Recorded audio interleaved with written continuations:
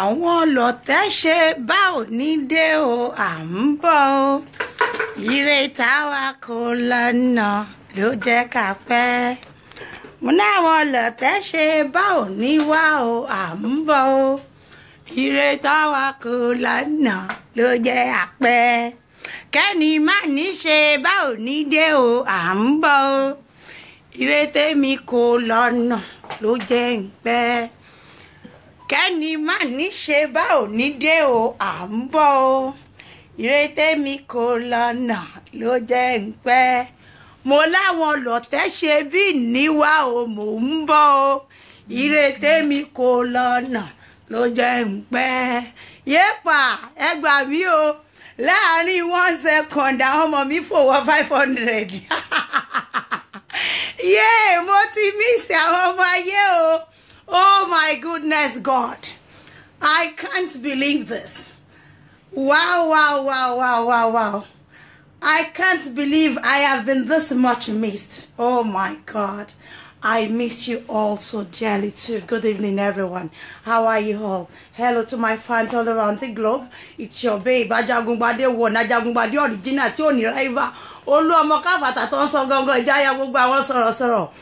À ń lébọ̀ lẹ́yìn Jagunlabi lára wájú inú mọ̀lẹ́lá tó ń fi nasco ṣe máa tó àṣìlójú àwọn ẹni ibi ó tún bínú ó tún fi ẹnẹsí ó tún fi jẹ nasco bisikíìtì ó bá wù mí gan máa fẹnẹsí mu gàrí lẹ́yìn yẹn ń kọ ẹ̀yin ọlọ́tẹ̀ wojú Àbíkẹ́ iye ọlẹ́jẹ̀ mi lu bàbá mi èmi Àbíkẹ́ Olú ọmọ tó máa sọ títí láíláí not just now but wọ́n á máa sọ títí láíláí ibi tá ti ṣiṣẹ́ dé tọ́lọ́run ti fàlùbáríkà sí dé wà láìyà ò lè Jagaban yín mọ́ gbogbo ẹni bá rò ó àwọn tó láyé wọn mọ̀ bá wọn rotate ìyàwó tẹ́ bá gbọ́ ọmọ I like the way you dey rotate come on let me see you rotate yeah come on rotate bó ṣe máa rotate ìyá ayé yín nìyẹn bẹ́ẹ̀ bá jẹ́ táwọn ọmọ yẹn á jẹ́ àwọn ọmọ yẹn á tún jẹ́ wọ́n fi lẹ́dà àwọn generation tẹ́tì ẹ̀ ní fojú gbàgàn tẹ́ fi kúrò anyway yín tèmi ẹ̀yin tó lú ọmọ tó sọ lọ́wọ́lọ́wọ́ ẹ̀yin ti jáyà sọ̀rọ̀ à ń lébọ̀ lẹ́yìn Jagunlabi lára wájú iná jò ògiri òsà fúnra rẹ̀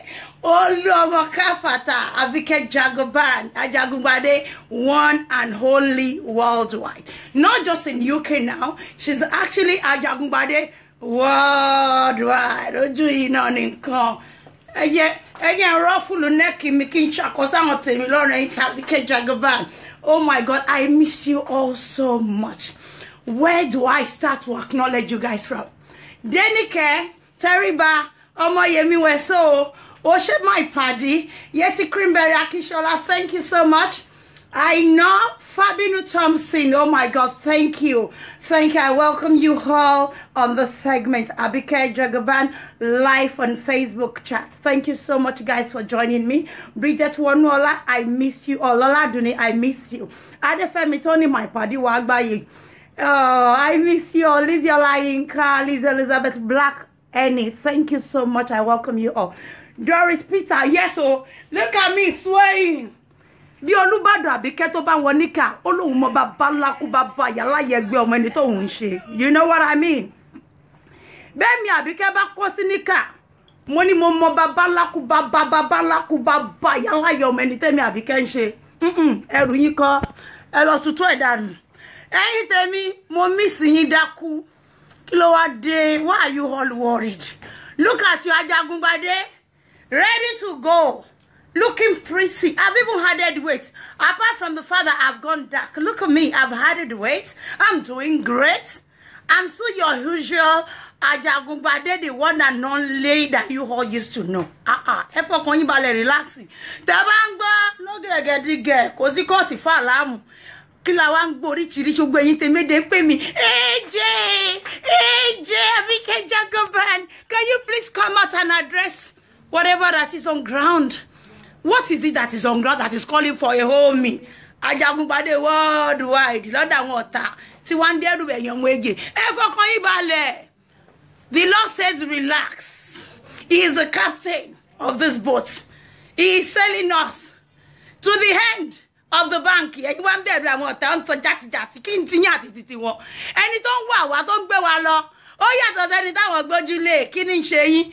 oríṣiríṣi àṣà ni mo ti ṣe wà ń gbọ́ láàbí kí o sọ pé wọlé kan dé kò mo ní bẹ́ẹ̀ ni bí yàrá ìyá wọn bá wọlé wà láì wọn dé kò ní wọn à wọlé àwọn tó wọ̀ sùn ni you know what I mean they don't even have the gut to come there báwo lè yan 500 èyàn 800 èyàn 1000 ṣe wọ́n ra t-shirt tó jẹ́ pé scantily agidi la fi ka 120 èmi wọn ò gbé aṣọ tí ẹ lé ẹ wá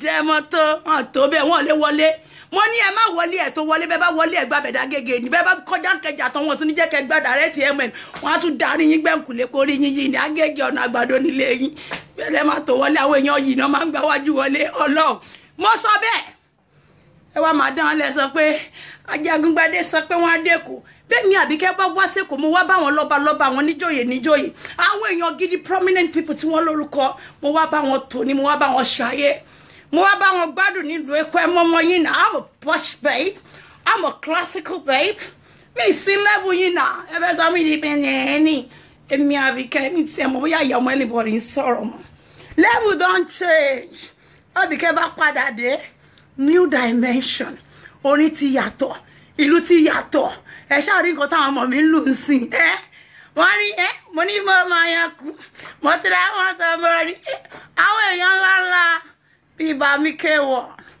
bàbá tó ju bàbá lọ àwọn bíi ṣé kí n máa dárúkọ wọn lọ wọn ẹ̀ tún lè fetí gbọ́dúkọ wọn náà ìbínú náà ni ẹbí inú orí títí ẹlẹ́fẹ́ fi fìlà dé dòdò ẹ ti gbàgbé pé dòdò ń ṣe lè fìlà ẹ lè bí inú orí títí kẹtù fìlà dẹ́sẹ̀ gan ó ṣèwọ̀ ibi tó bá ń pè lórí náà lórí máa jẹ́bẹ̀ ní fìlà máa gbé èmi Àbíkẹ́ orí ni mí ní òní dìrù mo wẹ́ ẹ̀yin wẹ́ lọ́wọ́ èmi mo kọjá ní tẹ́ máa fi dẹ́sẹ̀ yes I am fine ill and healthy how can someone be spreading the news of pé wọ́n gba Ajagungbadé yín lọ́lé ẹ rí pé mo ṣì ń gbádùn ni mo make up face mi looking pretty as usual ẹ ṣàmù ẹ jẹ́ ń júrun mi fún wọn èmi tẹ́ pé kí n wéko ǹjọ́ sí mo wéko èmi náà call bluff mo call shot pẹ̀lú mo ní ẹ̀yin náà ẹ̀ wá sẹ́kù bọ́ bá bíyà lákùbàbá ẹni tó bá lóun call shot yẹn pẹ̀lú mi ẹ bá ń sọ fún kóun náà wá sí Èkó afẹ́ rí ní Èkó no you come to Lagos I dare you to come to Lagos come to Nigeria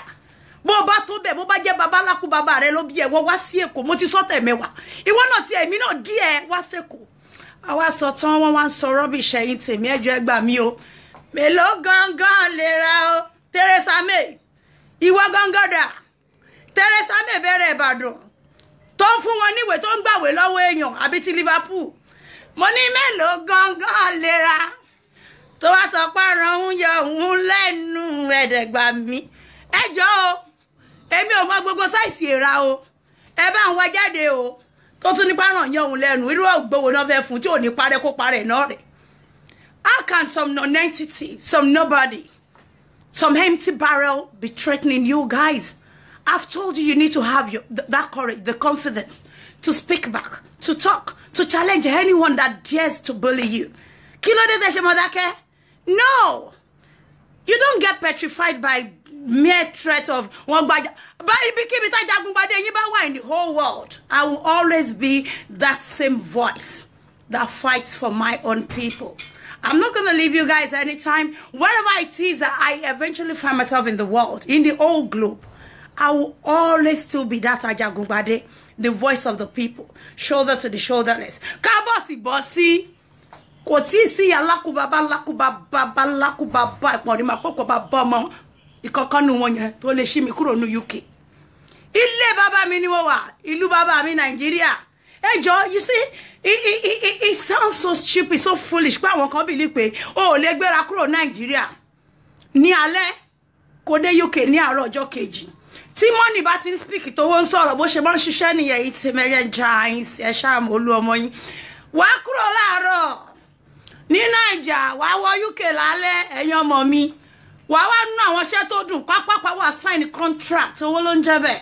By the next morning, wà bàrẹ̀ l'Amẹ́ríkà bó bá tún dalẹ́ ọjọ́ kejì wà tún land padà sí Spain money speaking ìyálà jẹ owó kò ní dá fún anybody tó máa ń ṣe jàtìjàtì lórí Facebook àwọn empty barrel àwọn ọmọ tí wọn ò níran wọn ò lẹ́bí kí ló dé tẹ̀ ń jẹ́ kọ́ ọmọ dẹ́rù báyìí kó sọ́n tó ṣàjàgùnwádé yín o ẹ̀wọ̀n mo tún ti kunjú mi písọ̀ yóò mọ lódù ní ẹ̀rí àmọ́ òrùn Nàìjíríà yìí ẹ̀yin tèmi Ogbona iroloku esi gan oran o mama ma chocolate de mi ko le shalawo ni in chocolate de mo ile shalawo opuro shalawo opuro baye je opuro shalawo ti baye je opuro shalawa mama only feed oni bata skilashi awo bayan wi o e sha mo mo ni lecture shala nse awa o ma ja o awo bayan wi o e sha mo lecture do la mama se abayan wi emi wa ba yin chat lale pe omo yin wa right. There's virtually nothing wrong with me. I am only having the fun of my life in my father's land. When you have a visa, I've always told you people, do not allow any non-entity, any gullible mind out there to manipulate you anyhow. When you're well-read, you are learned, learn to do your findings very well before you allow some idiots out there to convince you on what you know that is right. They are robbing you of your intelligence. When someone tells you, Abike Jagaban has been deported from UK, take your time to see your lawyer. Take your time to talk to a friend. Take your time to Google the information that you need. But okay, this lady has been in UK for 10 good years, for more than 10 years. You all know my story. I don't hide anything from you guys. Take your time to search about immigration law. Ask. One is sick and you shall find. You can go on Google, just type it. If Google cannot give you the adequate answer, they will definitely recommend an advisor or a specialist in that field for you to know whatever it is that you wish to know. You don't allow it around when you're jati come and say, "What is berele? Ibo la won wa. Àwọn lágbára wọ́n fún yàn níwèé, àbí kàn gbé yàn jáde. Ni wọ́n lè gbé ọkọ tó kàn wọ́n lẹ̀ tí wọ́n fẹ́ gbàwé lọ́wọ́ ẹ̀. Ọkọ tí tó já wọn dànù tọmọtọmọ ni wọ́n lè gbé lọ́lé ńgbà yẹn pé yín deport rẹ̀ ni. Irú agbára wo náà ni? Agbára wo náà ni tẹ́ pé ńgbà tẹ́ pé gbogbo àwọn ẹgbẹ́ tí wọ́n ti gbàwé 10 years after, 15 years after, no ṣẹ̀ṣẹ̀ rántí irú wọn tí wọ́n lágbára Teresa May wọ́n gbà wọn. Agbára wo ló nígbà yẹn pé gbogbo àwọn ọmọ ẹ̀yìn wọn ní right to live abroad. Tí wọ́n fi lè lọ bá wọn pé ẹjọ́ o àwọn ọmọ tó ń tẹ̀lé wa àwọn followers wa o illegal ni wọ́n o mo ṣe gbọ́ pé wọlé kò dé kẹjà báyìí gbogbo wọn jádànù ni. So why would you allow any man, any woman out there to give you some illegal, some unwanted directives? Come out dayin ribo. Emi Abike ko. No, you know what I mean. Baba sọ bẹ́ẹ̀, take time when you pay obìnrin yìí ti wà nínú ìlú for so many years and she voluntarily went home. Ìkàlálé o, wàláhì mo ṣe shopping gidi pé Naija. You got me right, I got you. Mo ṣe shopping. Mo dìde lẹ́ni. Lẹ́yìn ọdún mẹ́wàá tí mo ti jókòó léèbù tí wà lù bàbá mi. Why do I have to come hurriedly? I don't have to come back hurriedly. Nínú visa Ingba mi gan àwọn ton fún yín visa visiting gan wá ní you are only allowed to be there for 60 days, for 30 days, for 6 months. And if you exceed the time given, you might have to pay some penalty. That's if you're traveling on visa. But if you're not traveling on visa, if you have a residence permit, they will write it on your paper boldly. You are allowed to spend 90 days outside. You are allowed to spend 30 days outside. Even if you eventually exceed the given time, there are still things you could do to rectify things.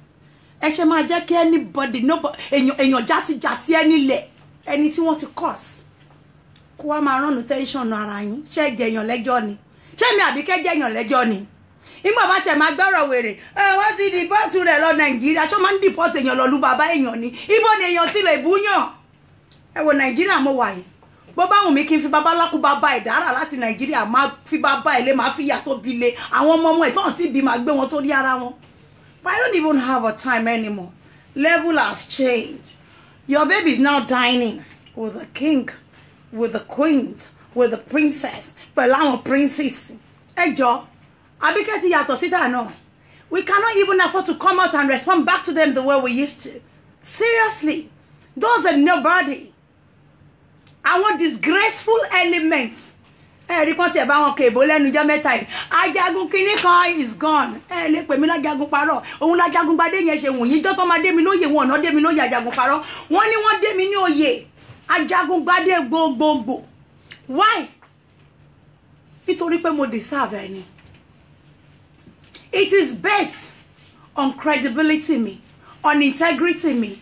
One measure that I want to pay, yes, she deserves it.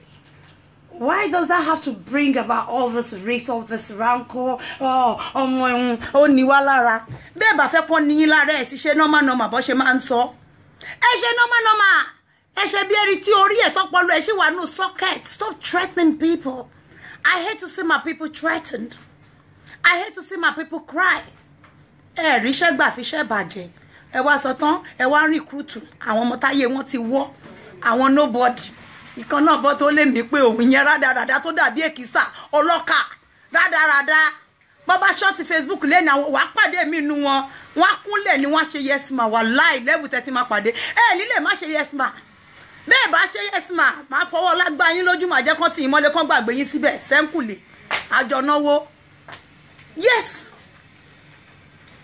Èèyàn tí ò bá ń pariwo kò mí pé kò lẹ́ni lẹ́yìn àbí pé kò lówó tó lè bá yín ná láti bá yín fi ṣẹjọ́ àmọ́ owó ayọ̀ owó dùnnú lèmi àbí kẹ́ńpà mi ní bá wọn pawó bànújẹ́ kò ń ṣe lórí irú yín ẹ̀yin nọ̀nà entity èmi tí mi pè ya yín olórí yín èmi á pè wọ́ rádaràdá bí ọbẹ̀ ọlọ́kà ìwọ játijàti ìwọ nulẹ̀ ìwọ èmi á pè wọ́ ìyá tó kó yín jọ mi ìlé pé kí n bẹ̀ ká má pè wọ́ rádaràdá yẹn ẹ̀yin játijàti tẹ̀ ń bọ̀ láyín subordinate aṣọ nulẹ̀ anu yín ṣe mí àìsílẹ̀ ológìní náà ni wọ́n nílé dílé òkúté ẹbí irú yín wá ń kọ́ mo sọ fún yín time mi sì mo fẹ́ dedicate ẹ̀ fáwọn yálà yáyà tó bí yín kò ń ṣe irú yín o ẹ̀yin bíi ti báwo ẹwẹ́ wọ́n ní wòwò làkàrà yín wà lọ́jà nígbà tí mo mọ́yè mi àbíkẹ́ ti ń roṣọ ṣẹ̀ṣẹ̀ṣẹ̀ jínú slumber yín ni tí irú yín fi ń lanu ó pè mí èmi á pè wọ́ ìwọ náà ṣàfẹ́ gba yìí àwọn láwáyé oníṣòro alias punani ẹ mọ̀ pọ̀ ń bẹ̀ o tí yín bá yín mo sorry fún yín anyway mi ráyè sí yín o wàláhì level don change ẹ̀mí ìyá yín ò gbé ìyá tó bí ìyá yín ẹ̀mí ò gbé ká má wá sẹ́yìn ẹ̀yin ìṣìpẹ̀rẹ́ rádaràda ẹ wo ẹ̀yin èèyàn mi wàláhì mo miss yín pa ọmọ yín look at my lovely dress ebo dress ni ìran yẹ anybody o àbí kẹ́ nǹkan kan ò ṣe o ẹni pé mo ṣe ń gbádùn nínú detention room kọ́lọ́ ń jẹ́ kẹ́mi ọlá ogun dàdúrà kíkẹ́ máa gbà fún màmá pé ẹ̀mí ọlá àbíkẹ́ yóò gùn ọlá gbogbo orí tán ti pa lẹ́kún gbogbo orí tán ti ṣèkà fún táwa dìde fún ta fáìtì fún kò sí kẹ́mi ọlá àbíkẹ́ máa gùn ẹ wọlé ayé yìí ṣé ìkọ́kọ́ wà ń bẹ̀ tá mú wa ta fẹ́ mú lọ ni. When I woke up this morning tán wá breaking news pé mo jẹ́ Ọláìyá kú it was so touching. Why? Because I was with a few of my friends yesterday. We went out and Moji Olaya called one of them and they were chatting.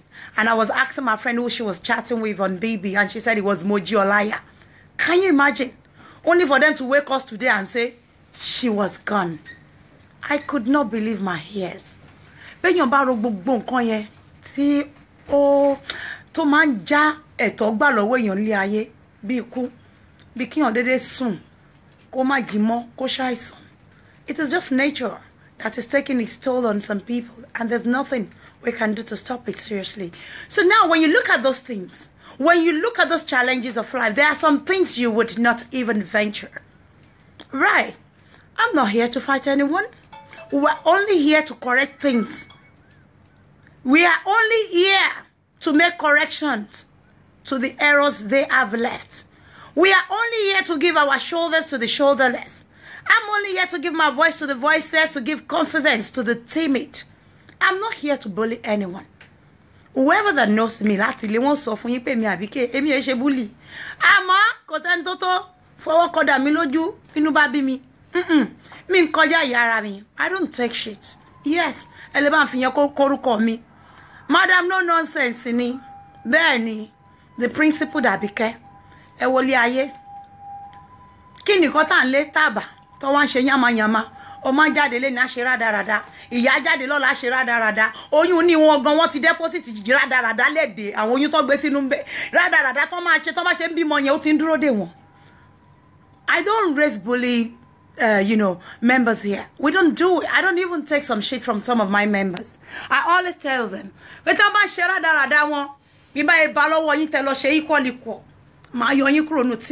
don't encourage it. And you can tell how timid their head is, their number one. She wouldn't even bring her children out to come and fight for her. All she keeps doing is running from door to door, looking from other people's children that will fight her cause. Workers, the bully cause. Is she not ashamed? Oh, I'm going photo me. While I'm going to disturb Urukumo Elowo. Ibi tí pin laku yala ya baba laku baba e ò lè fẹsẹ̀tẹ̀ tó máa fi kú. Tí ó dé fẹsẹ̀tẹ̀ rí, èmi Àbíkẹ́ ti fẹsẹ̀tẹ̀. There are so many pictures tó yẹ kí n download fún yín tó ju wọn bá tó ju àwọn ìtẹ́ rí lọ. Àmọ́ yín ní download rẹ̀ torí àwọn èèyàn gidi àwọn ẹni jankan-jankan. Ẹni bí ẹni èèyàn bí èèyàn. Wọ́n ti pọ̀ jù nínú àwọn picture yẹn. I'll be uploading them someday soon. But not now. Seriously, I am fine. There's virtually nothing wrong with me. I am having my phone. Nigeria is so interesting. Toba fún yín visa wọ́n ní ó lè lò 90 days ó lè lò toba fún yín leave to remain yín ó lè lò kíní kan bẹ́ẹ̀ náà na tó lọ gba visa no baba kúrò leko àbí whatever toba choose that lọ wọ́n ní you are only allowed to stay in there for 6 weeks for 4 weeks, don't you know? So why do you have to allow some non-entity, some idiots, some gullible mind to come and start manipulating you? Directives won't correct it. When they bring it, you reject it. You tell them no. We ain't stupid here. Eyo mo me kawe na classical egbafe na eyan yi ni na ras now. Aso to were kan lohun rasi. Ìwọ rasi. O le ras. An bi ya to lo rasi. Ka lo lagbo le razo ko wa lo wa won ton rasi nbe. Ero be ayaja. Rasi tó bá ti síwájú nínú ilé yín tó hang e fún egun aya aja aberu anu rasi nínú ilé yìí. Àwọn ilé gangan ni razo rastes. Mi will eyan mo mi. Àwa ṣì ń posh lọ́nà ne wọ́n ke tó bá gún alábẹ́rẹ́ bí tó bá bọ́ sí lára wa ni. Arazo fún wọn tán ni àwọn ran ni boda. E ja wa o ma yan ri. Àti ra wa ta ma ri. Àbí ko ma yan. Yìí ma jáde lálẹ́ yìí. Aso tán. Àwọn ìyá májámájá. Wọ́n láwọn monitor mi. Gbogbo bí tó lọ ni monitor empty barrel. Èyí tó pa mí lẹ́rìn jù ni pé bí ẹni pé bí Kọ́lá wà tó halẹ̀ mọ́ sister mi ẹni re èèyàn yìí sister Ellen Gbémi Ògúndìmú. She is a wonderful woman. Sister Ellen Gbémi Ògúndìmú. You know, she's one of AJ's team. One of the people that have come to realize that we save people here, we don't bully. And we do not encourage bully. We cannot afford to raise bully in this team. We have voice for the people. We give confidence to the timid. We don't suffer people here. We only encourage people to live and allow others to live. We are not into any class warfare with anybody. You see, when you have a low self-esteem, when you don't have confidence, there are things you do on social media that you can easily be identified as a low self-esteemed personality. I'm back for you. Who the hell are you? I don't even know if you exist at all. I'm sorry, girl. You pressed the wrong button. You ain't got it. O ti share your fail. So you failure yẹn ni mo ṣe fi ń wẹ̀. Torí mo mọ̀ pé ẹ̀mí ẹ ò gbé. Ẹ̀mí ẹ ò dẹ̀ lè gbé táyé máa fi parẹ́. Ẹ̀mí ìyá tó bí yín ò gbé. Orí mi Àbíkẹ́ máa ń dá jáde ni. And we are still going to maintain that our slogan that goes by, live and allow others to live. Everything we said on social media previously about you all is true. We don't lie. We did our findings very well. All your team, ole ni criminal ni. Yeah. They need your passport. But we are not even going that lane anymore. Bó bá ti yáwó lófin àwọn agbófinró láti mú yín. Ẹ̀yin náà ẹ gbà pé ẹran tó fà títí tí ó jà wọ́n lòun ló ń jẹ́ nọ́mọ̀ as per wàrà Liverpool ọmọ yóò gbéṣẹ́ wàrà Liverpool lo èèyàn bí ò bá ti lógùn tó lè fún wọn tí ò lágbára tó lọ sọ pé má tọkọ mi mọ́lé o nígbà tọkọ wọn ṣẹ̀wọ̀n ṣé mi ló wà lágbára láti kéré lé wọlú yìí mọ́ ká yẹ gbogbo yín ẹ̀yin ọ̀tá yé jẹ ni o. Anyway kíní kan tí ó lè wò náà díẹ̀ tó lóun fẹ́ mú lágbájá báwo la ṣe máa gbé mi wá sínú ilé bàbá mi ìlú bàbá mi nígbà tí mi ò ṣọmọ àlè bí ará abẹ́rẹ́ Ìbàdàn tẹ́ máa sọ pé ọ́n dìbò èèyàn lọ́dún èèyàn ni wọ́n dẹ̀ padà sílùú ẹ̀ ò máa sọpẹ́ tiẹ̀ ìlú àwọn lọ́lá àwọn èèyàn jankan. You need to see the kind of people that settles there, the kind of people that resides there, the people that we have left behind. Come and see what they have achieved so far compared to what you all suffer together in 10 years. Come and see. Ẹ wá wá ọmọ kékèké ní Nàìjíríà. Kò sí bó bá ti pẹ́ lókè òkun. Bó bá ti pẹ́ 50 tó máa ronú bó ṣe máa padà lọlé. Tó bá ń gbọ́ làgúnrẹ̀tẹ̀ ṣóògùnrẹ̀tẹ̀ síbẹ̀ ṣóòparẹ́ síbẹ̀. Èmi Àbíkẹ́ ò sí nínú wọn o. Bí èjì ṣe ń kanlẹ̀kùn bẹ́ẹ̀ lèmi Àbíkẹ́ ṣe máa fowó bá wọn ṣeun re. Máa fowó bá wọn dára. Ẹ̀mí mi àwa gùn. Àlàáfíà wa jọba nú ayé mi, whether you like it or not, ẹ̀yin ọ̀tá ayé mi. Nígbà tó bá tèèyàn jẹ́, èmi ò bá tèèyàn jẹ́ ayé ẹ̀ má bá tèmi jẹ́ o, mi ò bá tèèyàn jẹ́ ayé ẹ̀ lè bá tèmi jẹ́, ẹ bá tèmi Àbíkẹ́ jẹ́ tì. Kò possible. Nígbà tí ń ṣe bí fún yàn, gbogbo àwọn játijàti tẹ́lẹ̀ ń jà fún yẹn, àwọn onídọ̀tí náà ni. Àwọn lè defend ara wọn lọ́tùn lósì. And we're not even out for that. Ẹ mú jẹ máa ṣe rádaràdá yín lọ bẹ́ẹ̀. I am fìyà jẹ àwọn èèyàn mi. Stop blogging people unnecessarily. Right? If àwọn èèyàn mi let my people go. Allow them their freedom. Release them from your captivity. They need to go. Who are you? That's what we are fighting for here. A just cause.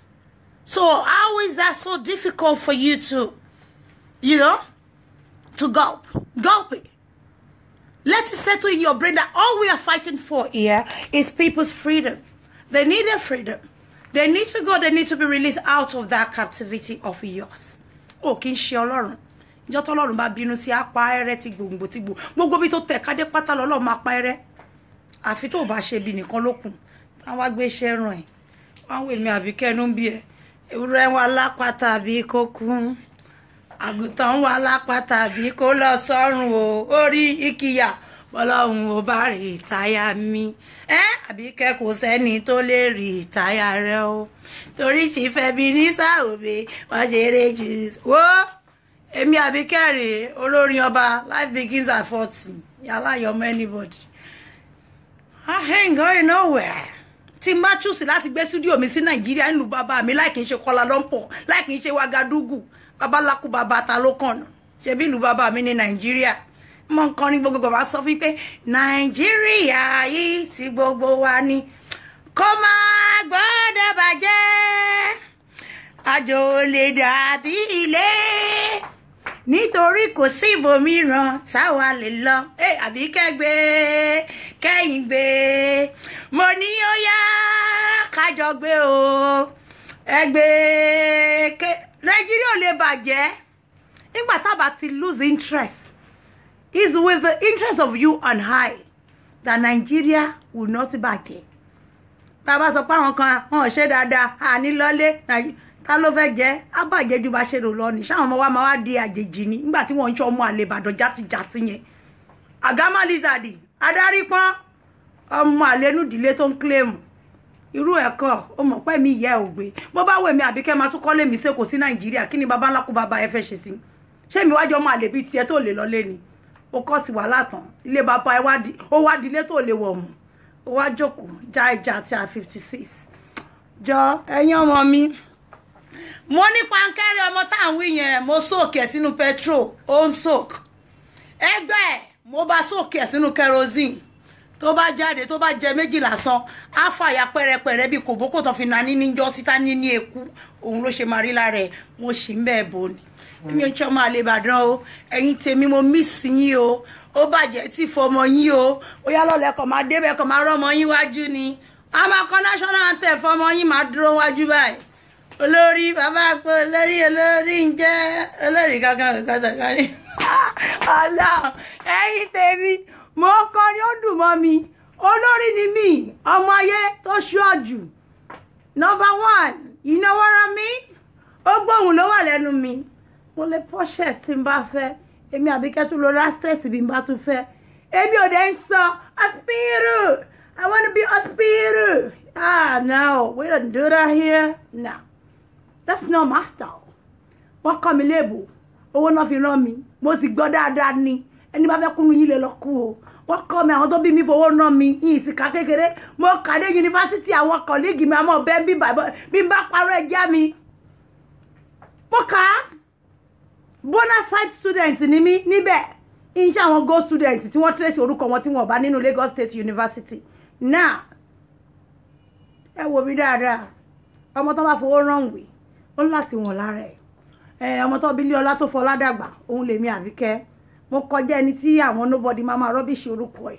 èmi ò sì ń jí family name mo ní family name mọ́ family tèmi o bàbá mi ò lè má tẹ́ dúró àbí kó máa ṣiṣẹ́ àgbẹ̀ kí wọ́n lọ máa claim bàbá mi ló ní Punch newspaper ọ̀rọ̀ àrìndì ẹ̀dá padà owó bàbá jẹ̀bú owó Betfred ní return am kò jẹ́ rárá paddy power dá padà ibi táwọn bá ti wá làmọ́lá àti wà ọmọ Ìjẹ̀bú ara rẹ̀ ọmọ fìdí pọ̀tẹ̀ mọ́lẹ̀ níjẹ̀bú òde lèmi Àbíkẹ́ èmi ẹ claim lu tí ń ti wà èèyàn kan lè lọ bí mi sí Wagadugu kí wọ́n lọ máa pera mi Tòkunbọ̀ o àwọn ará Ghana tán gbé wá sẹ́kùn náà wọ́n gbé wá sẹ́kùn wọ́n láwọn náà Tòkunbọ̀ o àwọn òfẹ́ Tòkunbọ̀ fèkó lórí ẹjọ́ o ẹ̀yin èèyàn mi lecture ṣọlá ń ṣe lecture yìí náà ní nǹkan bí n bá dé ẹ̀rù abáyìn mo tún lè dé kí n má jókòó sí ìlú yín o ẹ wá gbọ́ ẹtẹ́ tí yín dáadáa o ilé bàbá ọmọ kò ń bọ ọmọ lẹ́rù bí ṣe máa ń sọ ọ̀n lè sọ pé Àbíkẹ́ yín wọ́n gbé lọ́lé ẹyẹ wọ́n ń bẹ̀rù ẹ ti kọ́kọ́ bí wọ́n pé I'm so asking what if she is to her father's country her mother's land ẹ jẹ́ ẹ sọ fún mi nílùú bàbá mi tó forí ìyá bàbá mi àti bàbá tó bí mi àti ìyá mi tó fi sọlẹ̀ sí tó forí mi sọlẹ̀ sí wọ́n bá forí mi sọlẹ̀ gan sílùú èbó olórin kankan ó ní going back to my roots back to Africa cause I'm born in Africa going back to my roots born in Africa cause I'm born in Africa African in me. There's no two ways about it. Unarguably, I am from Africa, Nigeria to be specific. So why do I have to be scared of going back to my country? Eba gbọ́ tí literate bá sọ̀rọ̀ àwọn tí wọ́n ní ọpọlọ tí wọ́n ní knowledge of nǹkan tó ń sọ. Bó bá lọ jadúró, o lè bọ́ta nílùú tó bá ń gbé directly. Wọ́n ní kó má lọ lu ẹ o. But because of the fear of prosecution, you might not have the privilege to travel directly. But they are not restricting you from going back to your country of origin. Right? Even kí yàn lọ jadúró gan òyìnbó á sọ pé òun fún any time that after a while, nígbà tó bá ti fún any protection nílùú tó wà, you have the freedom to go back to your root whenever you choose. So why tẹ̀yìn ọ̀kọ́kọ́ yẹ máa sọ fún yín, tó máa sọ nǹkan tí ò yẹ fún yín, tẹ̀yìn náà máa believe. Ìyẹn èèyàn tó jadúró ni o. Wọ́n dẹ̀ ní sọ pé tó bá lọ lu ẹ̀yẹn kó má padà wá. Ẹ jọ kí là ń sọ yìí. Ẹ mọ iye èèyàn tó ti actually deport lóòótọ́, wọ́n ti deport àwọn kan. Ní èní ìyá ọmọ ọlọ́pẹ́ ni wọ́n gbégbá ọpẹ́ nípa Ọlọ́run mà ṣe tó jẹ́ kán deport wa. Where would we have been? What would have become of me? Why? Because they have made it back home. Àkọlẹ̀ ẹ̀dá wọn ní kò ń tàsé. Àwọn ẹlòmíì wà akọrí wọn mọ́ lu òyìnbó.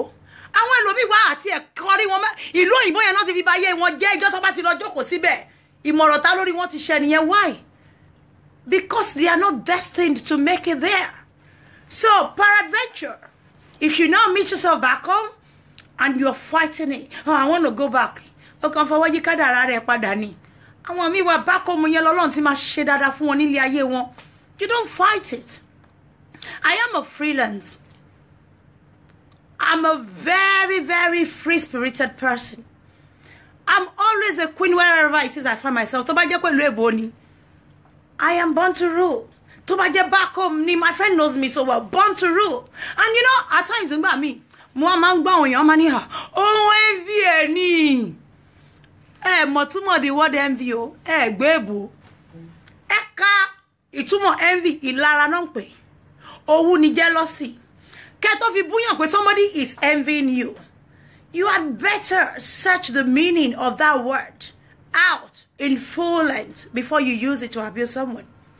Because tí ayé ẹ tí ò bá jẹ́ nobody, tí ò dá nǹkan kan tẹ́ pé gbogbo ilé ayé gbogbo àpapọ̀ ìpè ayé ló ń jà ẹ́.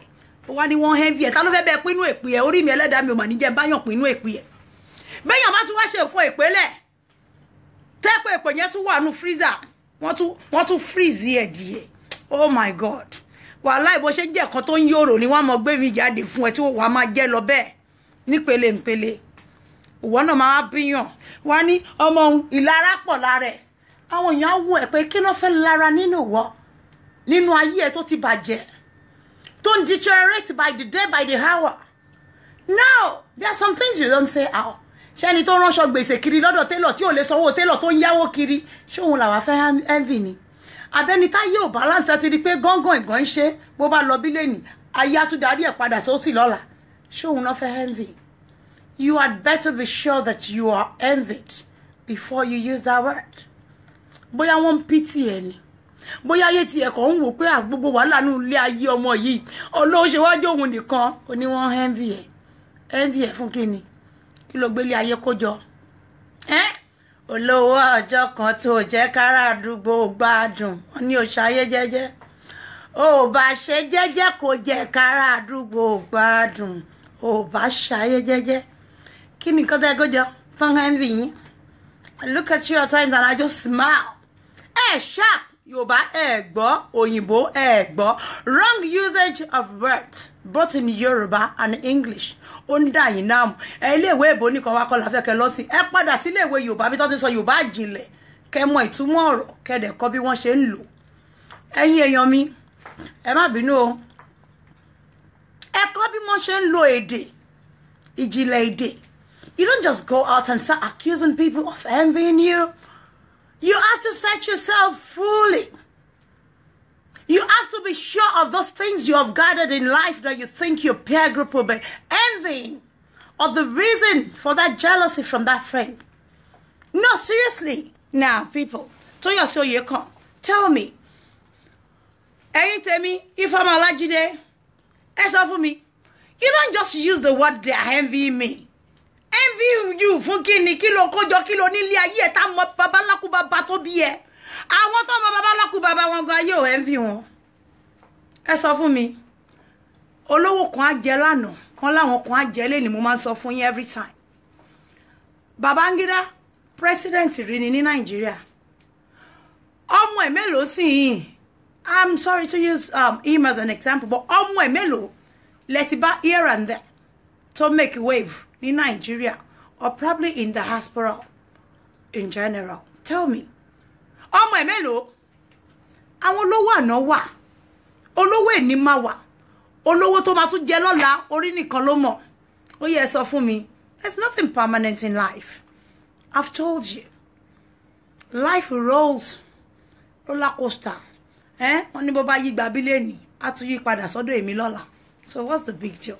Ó dà bó bá ń lo ọmọ lẹ́ni ó yẹ káwọn tiẹ̀ bí ẹ pé ìyá babaláku bàbá ẹ kan ti lo ọmọ lánàá kó tó kàn wọ́ ó ti ṣọ́ọ̀jù pé àwọn ọmọ ẹlòmíì máa tún lò lẹ́yìn títí ẹ so tell me wọ́n ní bó bá yí kan mí á tún yí padà sọ́dọ̀ ẹ ọ̀rọ̀ ilé ayé ṣe wà nìyẹn so what's the big deal. Why would anyone sit down and start writing some shit all over social media? They are envying me. Envy you fún kíni fún ìbàjẹ́ fún bànújẹ́ tọ́lọ́ ń gbé kalẹ̀ sínú ayé ẹ̀ tó mọ̀. Yes àwọn gan-an ti sọ bànújẹ́ kalẹ̀ sílé ìyá tá à ń wí kò kọ́ tí mọ̀ ni ó dẹ̀ ń ṣubú lù díẹ̀díẹ̀ kí ni wọ́n pè l'achievement ayé táwọn ọmọ kékeré ti jẹ wọ́n ti ṣe fàlàlà dànù kan tó 30 wọ́n sì ń jẹ lọ wọ́n ti rí nǹkan àwọn ogun tẹ́ pé wọ́n ń pè ní mélèé tòṣì mọ́ wọ́n ti rí mọ́lẹ̀ ìwọ kan wọ́n wá fi a bit a pinch from the iceberg wọ́n fi tó ẹlẹ́nu gbò this is me in the jeep àbí kí lórúkọ rádaràdà rí kẹ́tí olóṣìtàn ìtumọ̀ àwọn ọmọ mi onígàárà tán bá wà lórí footleg wọn fùtùwájì wọ́n máa gárò wọ́n máa ṣe báyìí ṣáàwó èmi ọmọ ayé swag pọ̀ jù lórí footwagon mi olú ọmọ tó ń sọ lọ́wọ́lọ́wọ́ ìjáyà gbogbo àwọn sọ̀rọ̀sọ̀rọ̀ tàbí kẹ́ bá ń rìn ó má dàbí kó yàn 1 million ló rìn ni agùntàṣọ́ lò fúnra rẹ̀ iná ń jó ògiri òsà ẹ wá tó mi èjìmù mi yìí náà ni ẹwọ eyín èmi ò ṣàwọn eléyìn bú o eyín yàtọ̀ sí eyín kí lẹ wá ń gbé what is it you're looking for kí ló ń lé yín kí ló ń jó yín lọ́wọ́ tẹ̀ lọ́ fi palẹ̀ ńlẹ̀ ẹ jẹ́ lọ ṣe jẹ́jẹ́ wàláì nǹkan kò ṣe mí ọmọ yín o I am doing perfectly well in my country, Nigeria. My father's country, my mother's land. I am proud to be here. Mi ìfẹ́ gbé sí òkè òkun. In lọ bá wọn jájú ẹ̀jẹ̀ wọ́n fẹ́ pa mí lílé o, in lè padà sílùú mi mọ́. So mo retí yín. Mo ti kọ́kọ́ wọlé, mo tún padà wá, mo wá bá Uncle Kọ́lá Olótù, mo tún wá bá wọn ṣe àjọṣe kíní mo wá bá wọn ṣe anniversary kíní 30 years wọn on stage. I'm always proud whenever it is tí mo lọ tò sí Nigerian house, tí mo lọ claim Nigerian, tí mi kì í ṣe ọmọ àlè jàti Nigeria. Nah, it's my father's land. Mo jẹ́ Ọláyà, ó ti kú lẹ́ni. Ìgbà tó kú tán kí ni àrí tán kan, wọ́n ní ẹ jẹ́ bá wa bring the body back home. Why? Because our daughter would like to have her mom buried back in Nigeria because she is full Nigerian blood and always happy to be back there. Unfortunately, we're not bringing her back alive. Can you see that? Our people are even happy to bring her body back home because she's Nigerian full blood. She is African. Kò sí lára àwọn mú àlè jàti tí wọ́n kú tán kún bẹ́ẹ̀. Ẹ mọ fọwọ́ sí jíwèé ilé bàbá yín. Òótọ́ ni pé ìlú òyìnbó dùn. Àmọ́ àwọn tó bá lọ́pọlọ lórí wọn ò fẹ́ parẹ́ síbẹ̀. No. It's a land of opportunity. Where that will get better if it's your choice. Because àwọn tó wà lÉkòó náà wọ́n do better dáadáa jà àwọn aráàlú èbó lọ. Ìlú èbó yìí mo dé báyìí àwọn ọ̀rẹ́ mi gbọ́kàn ńlá lẹ̀ mo bá ń lẹ̀ ni. Àwọn ọ̀rẹ́ mi á rù mí kiri àbí kí ló fẹ́ bó ní ká ti lọ ṣayé fún ẹ. That's evidence that they are doing perfectly well here. Tremendously well. They are making it. Your mates that you have left, they are doing well. Incredibly well. When I say well, I mean incredibly well. You know what I mean? Ìyà ò jẹ wọ́n. Ó dàbí kíní tí mo treat in just ni pé táwọn Nigerians at the UK residents, I can't remember when we treated the topic when there was this, the fracas going on Facebook between the Nigerians and the Nigerians that reside in UK. So Jonja ó fowó ránṣẹ́ tí mo address ẹ̀. Wọ́n ṣe dáadáa lÉkòó, dáadáa. Gbogbo wọn kọ́ ló ń dúró de owó àwọn aráàlú èbó. Ẹjẹ́rẹ́ àwọn Nigerians mi bówó bá tán lọ́wọ́ aráàlú èbó ẹ mọ́mọ́ rí wọn tán máa bẹ̀bẹ̀ kiri ní bí ọmọ ti bí jọ́ sí. Nígbà tó dé kò tán tó wò ká kó tó padà sí UK ó ń bẹ̀bẹ̀ nìkan yáhùn lówó. Ẹ jẹ́ yáhùn lówó ẹ bá wa sanwó télọ̀ mo jẹ́ jọ wọ́n ń yáwó kiri lẹ̀ àwọn ẹlẹ́sìn. Tẹ bá rí àwọn ará Nàìjíríà wọ́n á fún yín. Mo lọ síbì kan bẹ́ẹ̀ ni yẹn ṣe rí mi báyìí. Jagaban wọ́n ti mú mi lọ ṣọ́ọ̀bù wọn. Léèsì 6 náà kó fún mi. Ìgbà tí ń gba léèsì tí mo gba gbogbo ẹ̀ tán kí náà tún ṣe wọ́n tún ní kọ́kọ́ owó fún mi owó kékeré mo tiẹ̀ pé bíi 10,000 ìgbà máa ṣí lórí 50,000 naira èmi tí mi wá láti ìlú èbó gan èèyàn mélòó mo ti fún 50,000 ẹ jẹ́ fò sílẹ̀. No, ẹ gbàgbé ẹ̀. I'm telling you seriously, when you see them come abroad for holiday, give them some credibility. Seriously, ọmọ ṣiṣẹ́ ni wọ́n dẹ̀ mọ owó náà. Wọ́n ṣe àwọn mú àlè jàti kan tó pé tó má jàjà rí ọlùdé kan lọ. Ìgbà tó dárúkọ èmi Jagaba, ọlùdé due fún wọn ni. Ẹni kan lọ mọ́ ọlùdé tó lọ ní last year wá àbí ní year before tó lọ sí America. Ẹ̀mí wọn ò gbé. Ìjọ tó bẹ̀rẹ̀ sí ní pé orúkọ Jagaba rẹ̀. Ilẹ̀kùn àánú bẹ̀rẹ̀ sí ní ṣí fún wọn ni. Àwọn náà wá dẹni tó lọ sọ́lùdé. Èdè tán wá gbédé láti ọlùdé ni. Ẹ̀yin lára gàbẹ́ẹ̀nì. Àwọn arìndìn. Ìbáṣepọ̀ amukun mẹ́kọ̀ọ́ òpònú arìndìn. Ó rántí àná ni. Ìbá má jayé ní níjẹ báṣubàṣu. Ìwọ ló mọ bí tọ́mọ ẹlòmíì máa wà lọ́la. O ti rí future everybody. aba sọ tán máa fogun threatening wá che kíní kan wá rọ́ wálé lẹ́sẹ̀ wá fortina lójú wá bá yana ja wo wèrè lọ́sàn gangan wá fo ṣé wọ́n ló dá wọn ni ẹ̀yin kọlẹ̀ dé mi kí ló ń ṣe yín o ẹ sì wá ń sọ̀rọ̀ bí Elédùmarè kódà alẹ́ yìí kọlẹ̀ dàbíkẹ́ gbogbo bí nílé fàbíkẹ́ bí n bá kó ẹrù mi kúrò lẹ́kọ̀ọ́ kí n sọ pé mo fẹ́ lọ máa gbé ní Kaduna ìlú àwọn mọ́là wàláì mo ní mission bẹ́ẹ̀ ni màá dẹ̀ make ẹ̀ bí n bá kẹ́rù mi láti Amẹ́ríkà kí n dédé padà kí n lábẹ́kúta ni mo fẹ́ lọ wá sinmi sí ọmọlẹ̀ dúdú láwọ̀ gidi ni mi tó dẹ̀ ń ṣe dáadáa I will make it there seriously if you're serious you know what you want in life and you know how to achieve it then you're good to go. You know, whatever it is you are in the world. Ẹ wá àwọn tó gbé ìlú òyìnbó ọdún mẹ́wàá ẹ bi wọ́n pé kí ló mú bọ̀. Kí ló mú bọ̀? Wọ́n ní lè sọ̀rọ̀ nǹkan táwọn kó bọ̀ rè. Gbogbo ẹni tó gbé ìlú òyìnbó kọ́ ló ń ṣe rere. No. Bẹ́ẹ̀ bá lè change the thinking direction ni. Nǹkan ò bá da fáyé yín jù báyìí lọ. When we came out to talk, I never came out to go into warfare class with anybody. I don't have the time. I only came out to say, stop threatening my people. Stop blogging them. Stop doing unlawful things on social media. Everybody is entitled to their cyberspace. That was what brought me out. You want to threaten anybody. You want to intimidate anybody. I came to fight a just cause. Òun wá ní yín lára, ẹ wá bú sẹ́kún lọ́tùn lósì. Ẹ wá ń ṣe yẹn káàkiri bí ẹni ọmọ kú lọ́wọ́ ẹ̀. Torí wà bàjẹ́ ti wọ̀ yín lára. Ó ti wọnú ayé yín. Ẹ ti ń ṣe ti pé ó ti mú yín lára ẹ̀rẹ́ ní bá yín wírí. Wọ́n wá gbé ọ̀gá yín dé, ọ̀gá yín wá ní stop ṣe bẹ́ẹ̀. Ẹ̀rù wá báyìí. Ẹ tí rí nǹkan kan ni ẹ tí rí nǹkan kan o.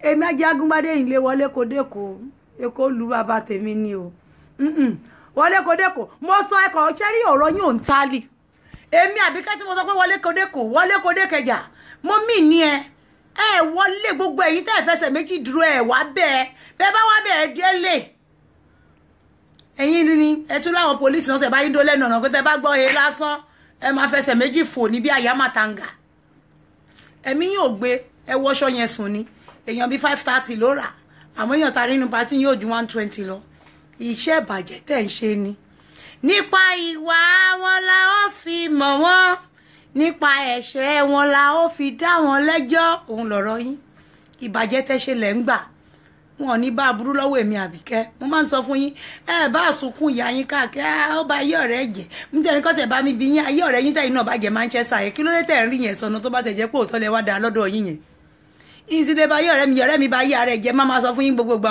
ó bá yí ara ẹ̀ jẹ́ big time ó dẹ̀ kọ́ èmi Àbíkẹ́ mi ìjẹyà aláyọ̀ ọmọ anybody lẹ́jọ́ náà gbogbo ṣé aburú tí kálukú bá ṣe ló máa bá ń bẹ̀ gàrá ni ó ṣọ́ọ̀jù mo máa ń sọ fáwọn ọmọ mi náà tó bá yẹ kó dóko lójú méjèèjì tó bá lọ ń gbé pamọ́ táwọn ọmọ ayé bá bẹ̀ sample lọ́kọ ẹ̀ wọ́n gbé lọ nìyẹn kò kàn èmi mo máa ń sọ fọkùnrin náà tó bá yẹ kó dábòlẹ̀ fún ìyàwó ẹ̀ tó dábò táwọn ọmọ mi bá lọ gbórí wọlé tó lọ fún wọn sáfìsì wọ́n tún gbé lọ náà nìyẹn kò kàn èmi tòótọ́ làwọn máa ń bára wa sọ mí báyìí àkín pọtílé kín àkín romance shit tí ò ṣe romance we tell it the way we feel the way it is seriously mi kí romance shit ń bí báyìí àwọn ọmọ mi náà máa bá mi lẹ́yìn ààyè nǹkan báyìí la fẹ́ bá yín sọ máa bá wọn sọ tòótọ́ ọ̀rọ̀ the way I feel the sincere truth à ń ṣe ọ̀dọ̀ yín ìrọ́lé ní irọ́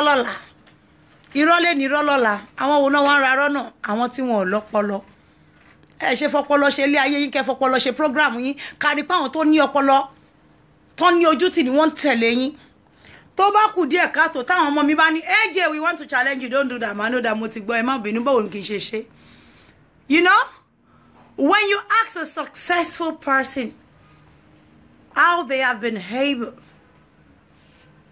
to maintain that success wọ́n sọ fún yín pé because àwọn ń ṣubú àwọn wá ń lẹ́ nìkan tó ń gbé àwọn ṣubú yẹn láti ara àwọn tí wọ́n ń criticize àwọn dẹ̀ ń gbọ́ correction so that they wouldn't fall into that same trap again so that there wouldn't be a reoccurrence of what failed them again. And that's how they get to learn, seriously. Ìwọ tó bá wà ẹ̀jì tó ń ṣagídí wọn lè bá mi wé mi ni mo tó yè mi ni mo ṣe tó yìí. Irú wọn máa ń parun ni. A parun pátápátá tí gbòǹgbò. I'm telling you. You have to learn to accept correction. No one is perfect. And no man is an island. Igi kan dagbo ṣe. Èmi Àbíkẹ́ Jagaban ò kì í ṣe igi kan. Àbíkẹ́ Jagaban is a brand name that surfaced from the scratch tí Ọlọ́run gbé dìde tó fi àánú wá jáde tó wá sọ di gbogbo tó sọ di ńlá tó wá ń tẹ̀ káàkiri all over the world. Mo ti bá wọn lọ́ba àwọn ẹni bí ẹni àwọn èèyàn bí èèyàn mo ti bá wọn dine mo ti bá wọn jẹun mo bá wọn momi nínú Nàìjíríà ibi tèmi go rò pé mo lè wọ̀ lẹ́nu holiday tí mo wá yìí I'm telling you AJ fans mo ti dé ibẹ̀. Why? It's because of my humility. Tí n bá débi tó bá bá mi wí bí n bá débi tó bá bá mi wí Àbíkẹ́ did you do this man? I did this sir. Mo ṣe bẹ́ẹ̀ mo dà bye ni kò ṣe máa ṣe o. Àbíkẹ́ did you do that man? Yes ma I did. Because they did it, so I did that. You know, I learn by the day. Me, call you anybody, Kere. Thank you, my people, for showing me love. Thank you so much. Thank you. You like my hair. Thank you. Thank you, Yeti Queenberry. Thank you so much. I learn by the day. I don't see myself as a boss of this team. I am still in learning process. I'm a little masterpiece tí Ọlọ́run ṣe ń ṣe kíni tí ó ń grow. Mi jọra mi lójú. Mi ṣe who is talking there? Stop the factory. You are blocked. Blocked. Killing we blocked. I don't do that to my friends. Àwọn mi bá rí pọ́tà nìyí. Mo lè pé kó bá ń tilẹ̀kùn mọ́ yín síta kẹ́ mọ́ bàbá nǹkan ayọ̀ wa jẹ́. But I don't get rude to my friends. Seriously. And that is why we have come this far with the grace of God. So why are you hating on me unnecessarily? Anyway, mi mo boye exist yo. Wallahi bi ma ni mo mo pe exist. Èyí tó pa mí lẹ́rìn jù ní Elekisa. Èyí tó jáde rádaràda yẹn. Eni mo rasi gan. Ọ̀gá yín gan pè mí mo ko wo yẹn báyìí pé a máa rogo. Panti ẹwà ìdọ̀tí àná náà má tún sọ̀rọ̀ ko mo lohun ò sí ńbẹ̀. Gbogbo yín ṣàn forúkọ Eje pa. Àmọ́ bẹ́ bá ṣe find this yín dáadáa wọ́n sọ fún yín pé Eje o nche gbe ya laja pọ̀nrí ma popo baba ńlá ku baba yín. Tí ọjọ́ orí kọ́ ẹ fi yẹn kọ́. Nǹkan tó máa fi jùyàn lọ ó pọ̀ o. Àwọn ọmọ mi wọ́n ní wọ́n máa ń fowó ṣakọ, wọ́n máa ń fa achievement ṣakọ, wọ́n máa ń fi success, wọ́n máa fi ṣakọ. Kọ́lé ṣe nǹkan tó jú rí impact lives positively. Ìjọ́ tó bá ti lè impact life positively.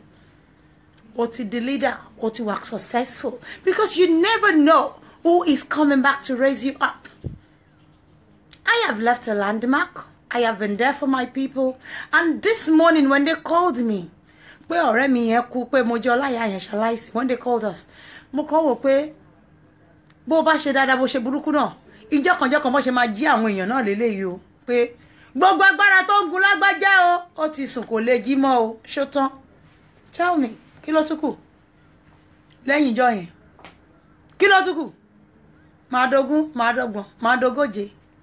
Èmi Àbíkẹ́ wá tí sùn orun yẹn torí orun yẹn ò tí ìyá tí máa sùn aláìsùn jí yẹn.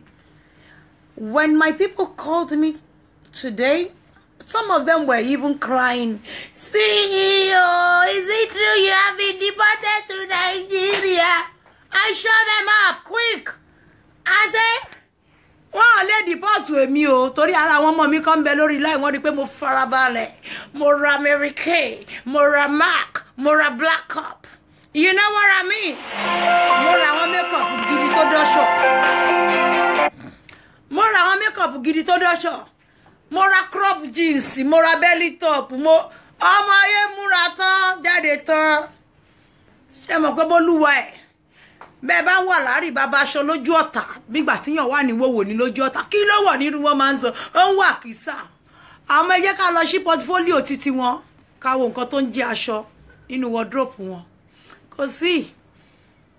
kò sí bó ṣe lè ṣoríire lójú ọ̀tá ó jẹ́ nǹkan kan náà ni Ọlọ́run Nàìjíríà yóò jóná mi o ọmọ yín ṣì sexy Ọlọ́run ó sexy èjè Jaga sexy Jaga posh Jaga stand out olú ọmọ tó ń sọ gangan ìbànújẹ́ fáwọn ọ̀tá ẹ̀ à ń lébọ̀ lẹ́yìn Jagunlabi lára wájú Ajagungbadé the first olú ọmọ tó máa sọ títí lára Àbíkẹ́ ọmọ oníràwọ̀ 15 bá mi bá sọ̀rọ̀ fún Nàìjíríà sọ bẹ́ẹ̀ o àmọ́ lọ́wọ́ ìmọ̀tẹ̀ tí wáyé èmi Àbíkẹ́ ò ń ṣe ìràwọ̀ Òṣùpá ni mí ọba gbogbo ìràwọ̀ Ọlọ́run ló fi mí jẹ́ èmi náà kò síbi tí mo dé tí wọ́n ṣílẹ̀kùn fún mi Sister Ellen Gbémi Ògúndìmọ̀ I miss you how are you ma kò síbi tí dé tí wọ́n ti kí ń ṣílẹ̀kùn fún mi o ní Nàìjíríà mi ò rí ilẹ̀kùn tí mo kàn tí wọ́n ṣí tí Ọlọ́run ò jẹ́ kí wọ́n ṣí mi ìrírú eléyìí mi ìrírú fẹ́ yìí rí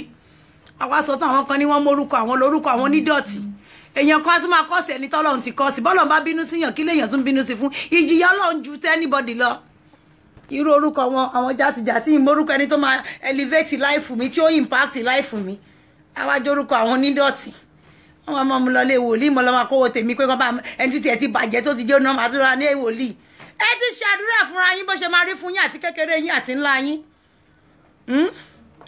wọ́n ní bẹ́nìyàn bá lọ lókè o iṣẹ́ ọwọ́ ẹ̀ ló ń ṣàdúrà fún bonítàhùn bá tún rìn nílẹ̀ ńlẹ̀ tó ráre iṣẹ́ ọwọ́ ẹ̀ náà ló ń ṣàdúrà fún iṣẹ́ ọwọ́ ẹ ni ó ṣàdúrà fún ẹ iṣẹ́ ọwọ́ mi ni ó ṣàdúrà fún mi iṣẹ́ ọwọ́ èmi Àbíkẹ́ ló ń ṣàdúrà fún mi o ó bá wọn gbogbo ayé kẹ́ ẹ sunkún ó bẹ̀rẹ̀ ẹ̀jà ọ̀rẹ́ mi sórí ibú ni mo ṣe forí ibú pọ̀ tí ẹ padà fún nicely mo máa ń sọ fún yín I don't give a multiple fucks when it comes to karma.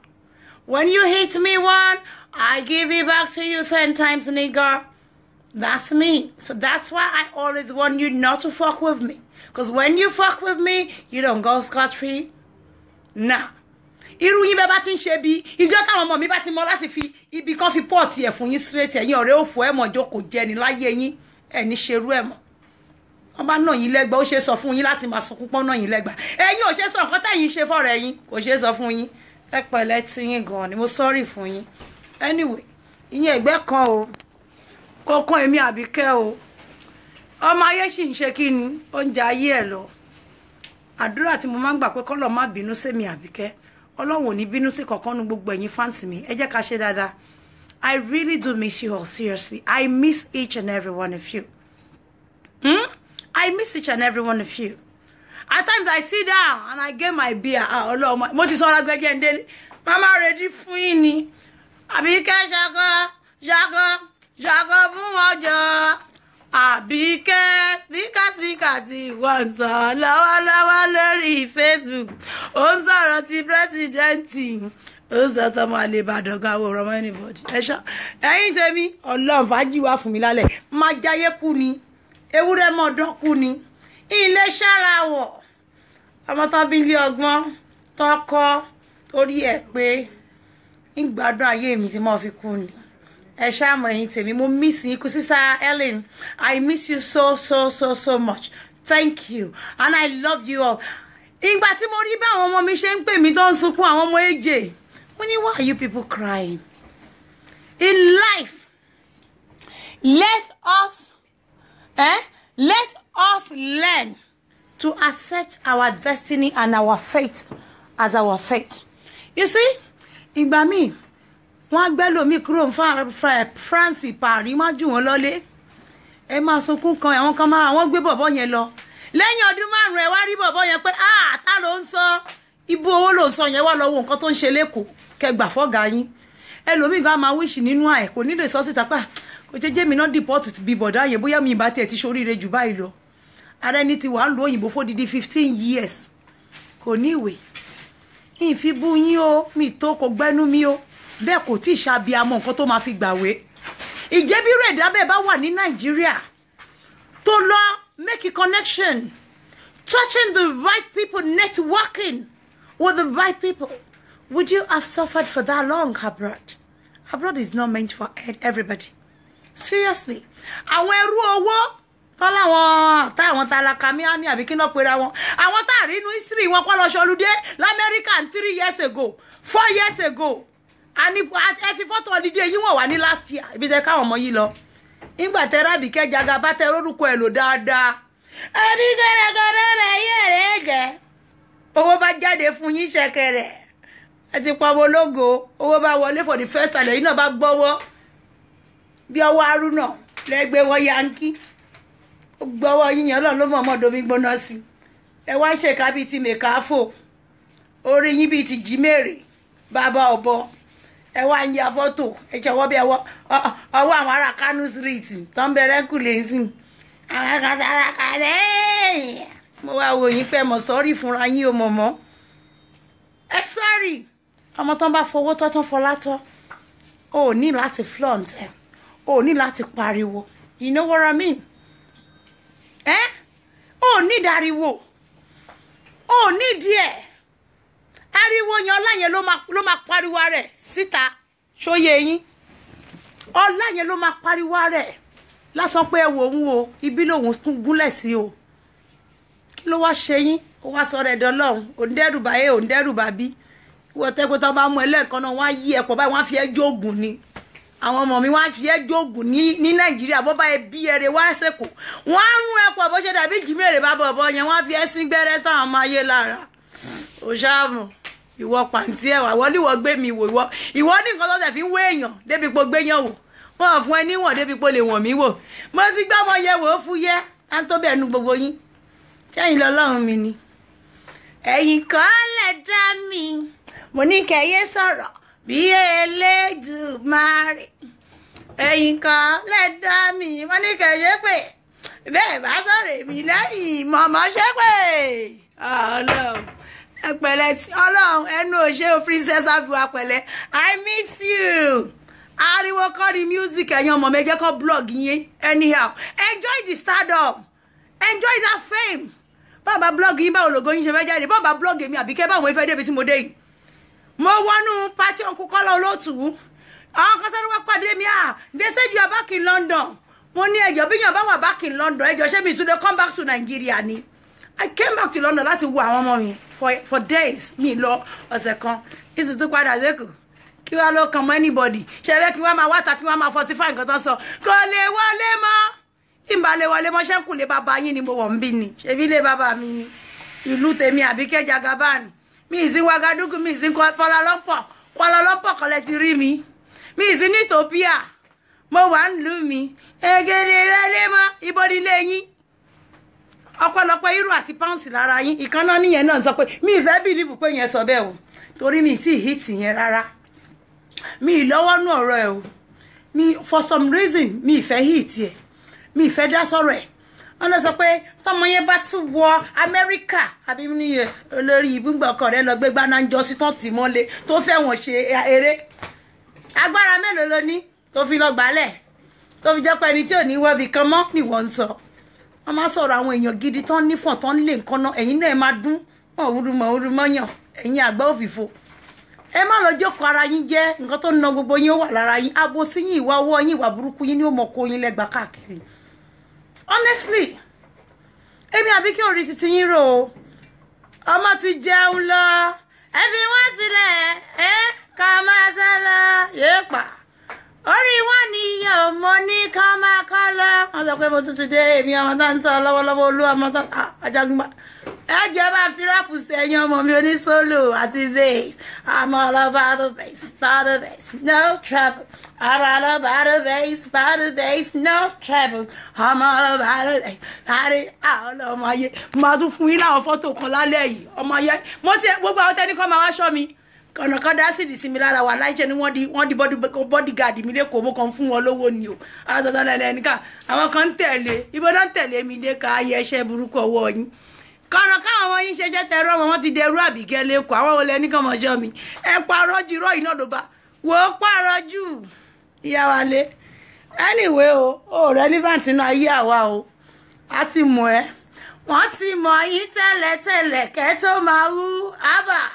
A ti mọ̀ yín tẹ́lẹ̀tẹ́lẹ̀ kẹ́ tó máa ṣakọ́ mọ̀mọ́. akọkílẹ̀ wá ṣe kò má kan wá o ẹjọ́ àwọn májú kì í pọ̀tá o àbí ká irọ́ ní pẹ́pẹ́ ń pa ajá ló lè relé ẹgbójú bẹ́ẹ̀ ẹgbàgbé òṣì ló ń ṣe yín ló ń jo yín lọ́wọ́ tẹ̀ lọ ti bọ́nú ó fún kakúkú sun wèrè ká fi jóògùn fáwọn ọmọ mi tó ń wá gbára lẹ́kọ̀ọ́ yé pa ọwọ́ ìyá wa léèrè wọ́n á lọ mọ́ṣẹ́ dànù bí wèrè ìjí mèrèrè wọ́n ti mú ẹ dáná sun ẹyán ọmọ mi ẹ lù ẹ́ níyà o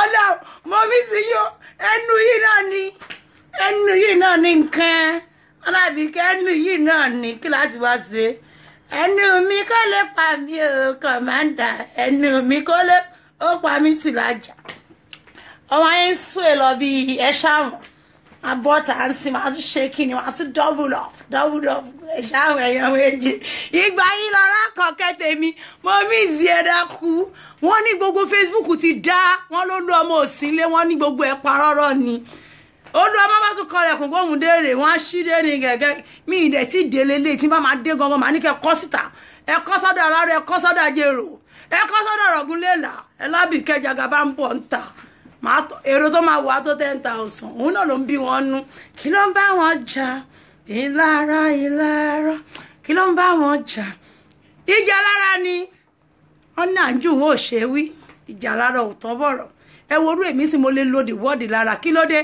èmi mo rírí téèyàn bọ́ ta sọ pé inú gbogbo orúkọ ẹ yẹn èmi gangan lájagungbadé yẹn ni mo fẹ́ it's too opened too apparent that you are trying to bear that name.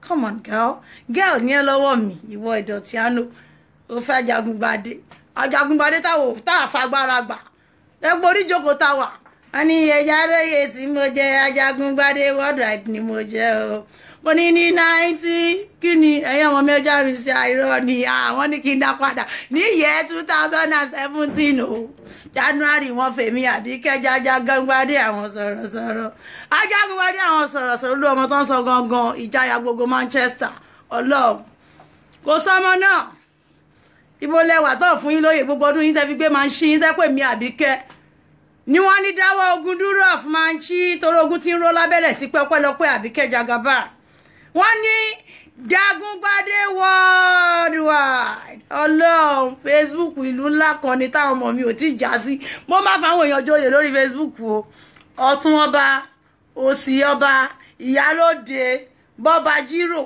bọ́ba dámọ̀ràn ẹ ṣàmọ̀ àwọn tún máa jẹ bọ́ba kú gan lórí kíní ìyẹn tún ń kọ́ bọ́ba kú on Facebook ibi tábìkẹ́ bá ti yà sí wọ́n á yà tẹ̀lé mi màmá wà lẹ́yìn yín digbidigbi rẹ̀ máa gbọ́ àwọn ọmọ mi bí Akínbáyọ̀ Délé bí Dorcas Folodin the sexiest the poshest babe on Facebook ọmọ tó fowó tó sóyìnbó tó slick tó yọ ọmọ mi tí wọn bá ń sọ Aspero àbíbò náà jẹ́ èso ìbò ẹ mọ́ rò pé mi gbọ́ mọ́kú máa ń gbọ́ mi kan ẹ ṣàmọ̀ wọ́n ní àdàbà yín ẹ wá ń fọhùn bí ẹni pé ẹyẹ lé mi àbí kí ó gbọ́ ó gbọ́ mo gbọ́ ó fọwọ́rọ́ yín sọ̀rọ̀ nobody ni pé ẹ exist as far as I'm concerned ẹ wà relevant at all ìní fún yín lọ́díẹ̀nsì tẹ́fẹ́ seriously kò tẹ́ ṣe àwọn ìṣìpèrè játijàti ìdọ̀tí àánú yẹn no kí ni ìdí tí mo ṣe ní fún yẹn lọ́díẹ̀nsì pé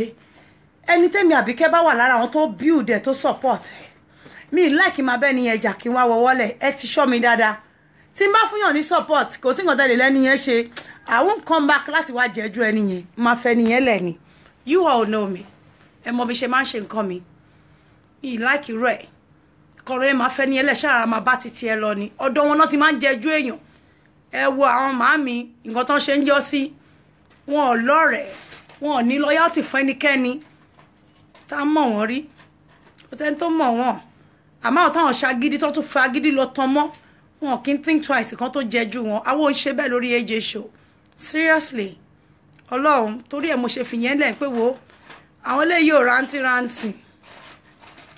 wọ́n ń pọ̀ ni wọ́n ń dà ẹ mọ̀ kéèyàn kó máa dàgọ̀ látẹnu nǹkan tó ń ṣe nìyẹn wọ́n ń drool that's the word wọ́n ń drool ìtọ́ ń dà mo ṣe fílẹ̀ pé Ṣárìndì náà sọ̀rọ̀ nínú gbogbo èèyàn wo ẹ̀yin ọmọ mi mo mí sí yín o màmá ìzó ẹ má wá mí o ẹ bá gbà má délé o bí mo bá rájò má délé o wàláì Yálà ya gbogbo àwọn blogger, ìjà ya gbogbo àwọn sọ̀rọ̀sọ̀rọ̀. Ọ̀rọ̀ wọn bí mi mọ́ ni, má bá bí ẹ mo bá ń sọ àmà yọ̀ lọ ni. Àwọn ń bọ́rọ̀ àyẹ́dè èèyàn o. Káwọn náà máa sọ wọn ní, oh fuck off ni man. Àgbàlagbà. Olóńbọ̀rọ̀ language àti òye ò ń ṣe já ẹja ti. Wọ́n tó kú ẹ mọ́ rógà tó máa fi ẹ́ gún ìṣẹ́ bí ṣe sọ fún ẹ̀yẹn kò lóògùn. Kọ́ ẹyọ kan tó máa fi ẹ́ ṣe nìyẹn. Wọ́n bá ti múrú yín tán, wọ́n á gé ìkànnà yín, wọ́n á gbé ọgàn, wọ́n á ṣá yín játijàti, wọ́n á gún yín mọ́ ṣàwọn ayásìn yín sí gbẹ́rẹ́. Finish for you. Anyway, Temi, Abike Jagaban gotta go. I really do miss you all. You all should stay calm. Believe in yourself. Believe in me. Believe in God. Most importantly, seriously. Whatever battle that you believe you cannot fight, leave it for God to fight for you. Seriously. Ọlọ́run máa ń gbèjà ọ̀lẹ. Abárí kankan ní tẹ́sí mọ̀ pé ń ṣalápọn. Àmọ́ táwọn ẹni bí yẹn fẹ́ máa wọ́ yín sínú sin yẹn. Just leave them to their game. Seriously, we have beaten them. We have beaten them to their game. Ó ti wọ̀n jù. Ìjà ọ̀lẹ. Ìjà àwọn ọ̀lẹ. Wọ́n ṣe máa ń jà nìyẹn rádaràda. Jùmọ̀kẹ́, I gotta go, my darling. Wọ́n retí ọmọ gbòróngbòrò èmi ń ṣayé lọ. Kí ló kàn mí ká lọ máa jókòó táwọn ọ̀rọ̀ já. Mo kàn ní kí n fọkàn owó yín balẹ̀ pé nǹkan kò jọ máa yé o. Èmi wọ̀ ọ̀rọ̀ àìtẹ̀mí ń ṣe fàájì ni. Ọjọ́ tó bá wọn màmá ló máa tó wá London. Bí bá tún wá ní pé mi ìwà London gan mọ́ kí ló tún bẹ́ẹ̀ ṣẹlẹ̀. Ẹ sọ fún mi, ẹ já mi sí. Ìdẹ̀ nífẹ̀ẹ́ yín tèmi. Èkó ló fẹ́ máa gbé ń sìn. Ẹ jọ̀ọ́.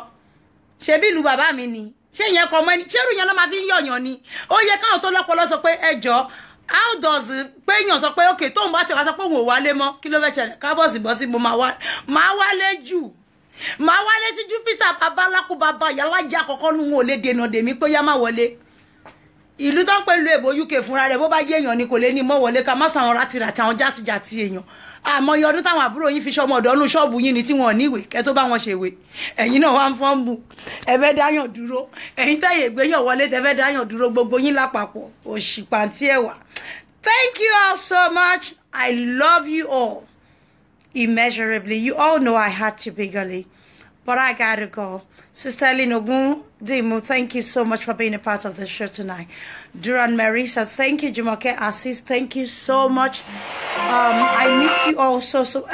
Bini ọmọ ya Jésù èèyàn yìí ni wọ́n ti ẹ̀ ó tún gba gbogbo àwọn lọ́ba sílé àwọn èèyàn gidi làwa ń bá tò kò sẹ́ni tó fẹ́ bá àwọn tọ̀hún ṣe àwọn orin wọn ní adánìkan jẹ́ adánìkan mú adánìkan gbénú kan nàbí ẹranko ọlọ́run jọ̀wọ́ máa ṣàwọ̀ aládánìkan gbé èmi Àbíkẹ́ gbogbo èèyàn ni wọ́n ń tò mọ́ mi ni bí n bá yà sí bí wọ́n ní èjè tìmù wọ́n bá mi ya fọ́tò bí n bá yà sọ wọ́n ní èjè tìmù wọ́n bá mi ya fọ́tò àwọn èèyàn gidi èèyàn jàǹkànjàǹkàn táwọn ò lè mí tán máa fi kú ní ayé wọn tán máa fi kú àwa sọ tán lèmi Àbíkẹ́ ń ṣàtàṣe pé mi bàjẹ́ jẹ́ ń ṣe ilé wá dì 4 to statement sí ní 45 whatever ever àtàṣe yẹn ó ti pé mi ju at least ó ń work fún mi ẹ̀yin onídọ̀tí ẹrù pé tán máa rẹ̀ èèyàn máa bẹ́yìn ṣàtàṣe ni ẹjú àtàṣe yín wá decline ẹ pé dá padà pàdé power ìwọ ọ̀dọ̀tí àná ta ló fẹ́ bá ròyìn tán you don't come near us ọ̀tọ̀ ni kíyàn ṣàtàṣe kẹ́ni tó ṣe mọ́ kó embrace gbogbo picture tí mo yà ṣó dàbí picture tí mo ti ṣàtàṣe ẹ̀rí bá mi ọ̀gá ńlá fúnra rẹ̀ ó ṣe báyìí ó ní èmi gangan ní pàṣẹ ó ṣàwá fún mi pàbí kẹ́ jẹ́ ká jẹ́ rẹ mọ́ peace out ṣé ò fújì ẹ tún wá wo bàbá kéwọn fúnra rẹ̀ yépa ó ní kí máa kọrin kí máa sọ fún anybody pé kò sẹ́ni tó lè nà mí lọ́rẹ́ lójú ta ni Àyìndé Wàsíù o mo tuntun kọ àní kò sẹ́ni tó lè nà mí lọ́rẹ́ lójú ta ni ọmọgbọ̀n láwọn o Ìjẹ̀bú lọ máa ń gbé o Fẹ́dírà ló wà o kó sí babaláku bàbá onítọ̀ azọ́tẹ́ lọ ń gbé fake news ẹ̀yin lọ sọ pé èmi Àbíkẹ́ kéwọ̀n ní sọ fún mi lójú oorun kó lè wí bẹ́ẹ̀ bá láì omi kan náà lájọ mọ́jọ fórí wá sọlẹ̀ ní ọmọ Ìjẹ̀bú Òde làwa méjèèjì azútàn tẹ bá fẹ́ gbọ́ ẹgbójú ń bẹ̀ yà ẹ sọ bẹ́ẹ̀ kí n jó fún yẹn jọjọjọ jíjọ mi correct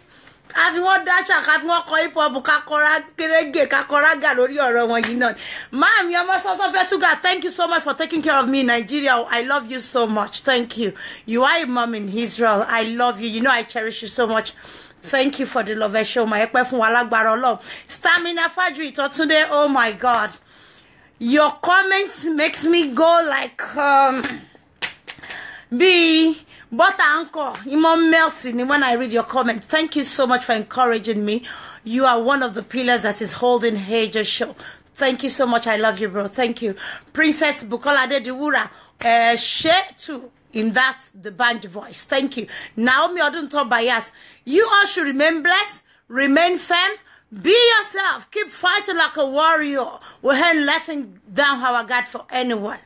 We are still the winning team. One fagidi sini, agidio de horara.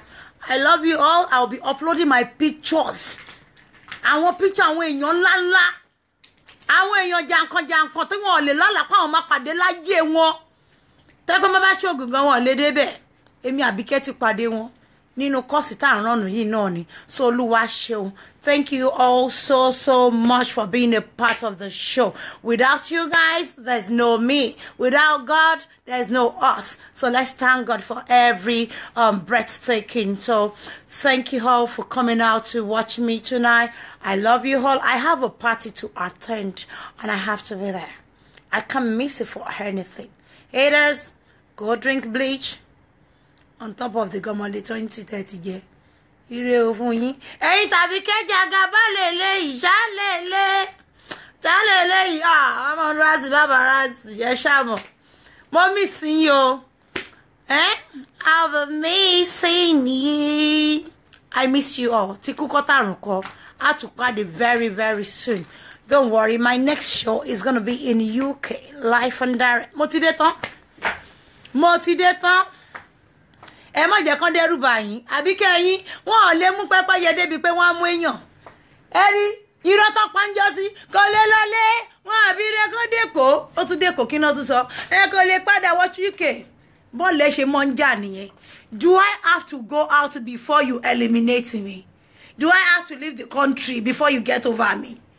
Ìjà lẹ́nu ṣó ti gbé kúrò ṣé kò sí nínú mọ́ ọpẹ́ o that's a relief ṣó ti lọ ẹ ti gbàgbé pé you box me àjẹjú ẹ la wà lórí cyber space yìí ilé jẹjọ ọmọ anybody anywhere in the world ṣó stop mi ni kò stop mi fowó wàrà wifi ní ìsìnfẹ́nu finish yìí kò sí ní nǹkan kan tí èèyàn lára mi anyway wọ́n ti ní ayé jà mí àbí kí ó jà máa wò búyàn o lecture ṣálà ń ṣe kò ń ṣe já rárá.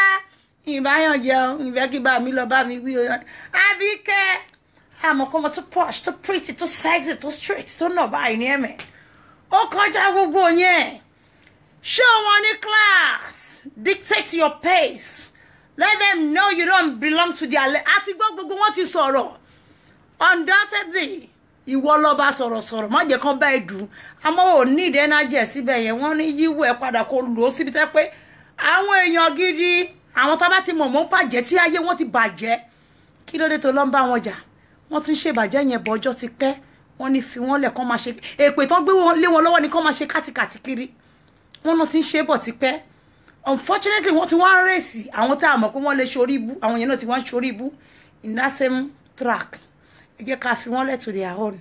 We are moving forward. We have better things to focus on this show. So guys, let's work together collectively to achieve that aim. Thank you so much. I love you all.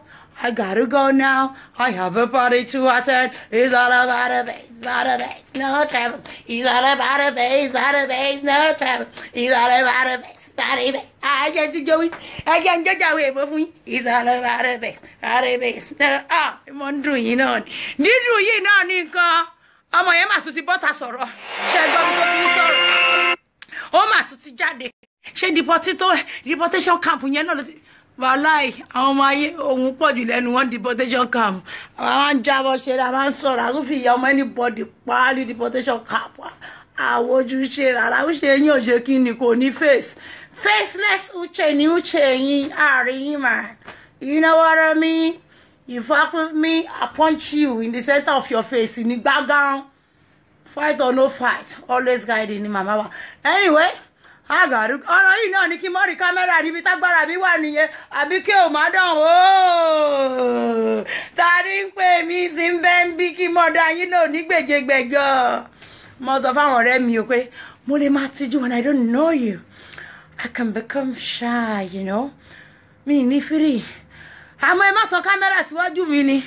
Egun yen ma le pe egun luwa yen ko dede jáde lẹ́yìn camera ni gaga jabu alare. Se bo se won e sha mo.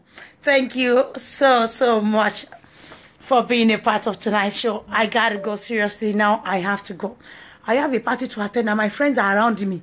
They are giving me some Abike, Amape, Abike Jekalo, Abike Jekalo Jefaji, we gotta go. So I miss you all. You all should remain blessed. Become, be yourself. Don't get intimidated by anyone. I'm not gonna die in Kinoveje. Or Lelu Mambayan Jatamani, Imamwe, Agbi Adeko. Awo, there is a common deco, just in one phone bunny, what call short, but Lumi on Abike. Oh, anyway, oh, Nikki Nikan, I want to have a company. And you came in a proof of ye, it's only when you know about one more group. Can you know what I can do? I should like to carry bridge, get on such a quarter to one. Oh no, Julius Beggar and Bell. Am I ship when you blew off your cover? Yeah, me going to remember. Ah, I'm a wallet, then could you call the bridge beggar lay you alone? Anyway, Uncle Kola lot to send his love. I miss you, Okudi, the Lapo, Adoni Yesufu. Sister Dupe, I miss you. Vina Moya Jesu, I miss you. Igwailola Konkete me, I miss you. Yetunde Crimberry, I miss you. Iyala Yagbogo Warori, Abike Jagaban, I miss you so much, since you are. Kina Goru correct off when you're not only want to cash Yala Yawo. Toyin Fagbode, Abikina Tiekuyo, Omo Yellow Bear. Ah, Akinbayo Dele, woman, so smart, so sharp, eh? Sharp shooter AJ wo jeri e ohun ti pọ̀jù àwọn ki recruit àwọn arìndì ton mo ro so mi so mi e le pe my punene ah àwọn ọmọ mi orìndì wọn ọ̀fà agbona fi we fún wọn ko ncho mi oji to lọ́wọ́rọ́ àwọn mi wọn gbólóhùn kírakíra bí ìyá wọn ni Dorcas tèmi nìkan ọmọ ní ẹjọ́, I'm telling you. Ọmọ tó ṣe yan gan anytime any day ní Dorcas. Wọ́n rán anyway wọ́n fowó tó ẹ dé wọ́n láre orí bó ṣe ń jábọ̀ ni bó bá pèrò báyìí wọ́n ya jáde ni.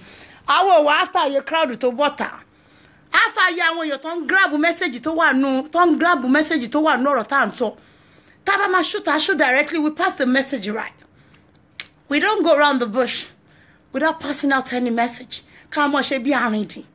No, àwọn ọmọ mi wọ́n jẹ́ gini. Oh bad. Àwọn ọmọ mi wọ́n bad o. Èmi gangan mo bad o. Àwọn bad gan. Ẹ gbàgbé wo ìṣẹ̀lẹ̀. Anyway, say me. Àwọn yìí ṣeré lónìyẹn o. Àbíkẹ́ ṣeré lónìyẹn o. Èmi ṣeré lónìyẹn. Àbíkẹ́ ṣeré lónìyẹn tùngbà. Ohun yẹn náà ni mo ń dẹ́rù báyìí. Ayatana mo wa no gbe to wa di o eri deportation mi o beautiful baba camp to baddest aberi ejan di body ọmọ yin oja si mo gbe nlo wa gadugu mi se mo ntelu mo yin ti oni mo de South Africa ri o ara wọn lu tí mo ṣe ma explore in future. Ghana mo ti dé hun ní last time bí 20 years ago àbí 18 le rántí mo àmọ́ no to rí mi Ghana sick gan mama.